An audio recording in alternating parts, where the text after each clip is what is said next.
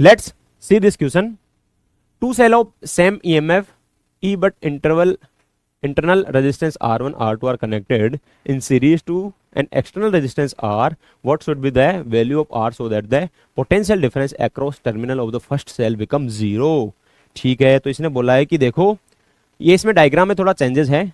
ये अगर बात करूँ, ये इसका पॉजिटिव एंड होगा और इसका नेगेटिव एंड होगा, ये पॉजिटिव और ये नेगेटिव। ठीक है, अगर मैं यहाँ पे बात करूँ तो इसने बोला है कि अगर ऐसे ऐड कर दे तो और फर्स्ट वाले सेल के अक्रॉस यहाँ पे जो पोटेंशियल है वो जीरो आ रहा है, या टर्मिनल जो वोल्टेज है वो जीरो आ रही है, तो इसमें बताओ कि ये कैपिटल आर की वैल्यू क्या होगी। तो अगर मैं बात करूँ टर्मिनल वोल्टेज कैसे निकालेंगे, टर्मिनल वोल्टेज इक्वल टू होती है V equal to I minus A R, I minus A R. ठीक है, चलो पूरे सर्किट के अंदर करंट की बात करते हैं। करंट इक्वल टू क्या होगा, टोटल वोल्टेज, ये ई है और ये ई है, टोटल हो गया 2E।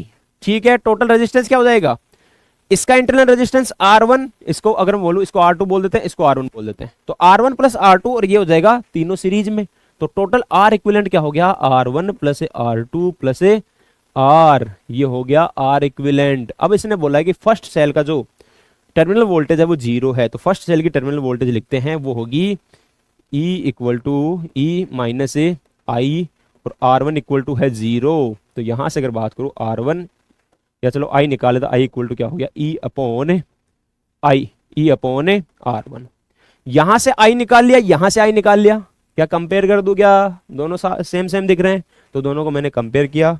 कंपेयर किया तो यहां पे देखो क्या हो जाएगा, आई की वैल्यू आई थी 2E upon R plus R1 plus R2, और यहां पे दूसरी वैल्यू आई थी E अपॉन R1। ई से ई कैंसिल आउट हो गया, क्रॉस मल्टीप्लाई करो तो R1 इक्वल टू हो जाएगा R plus R1 plus R2। अरे हाँ कि ना, कोई दिक्कत तो नहीं है।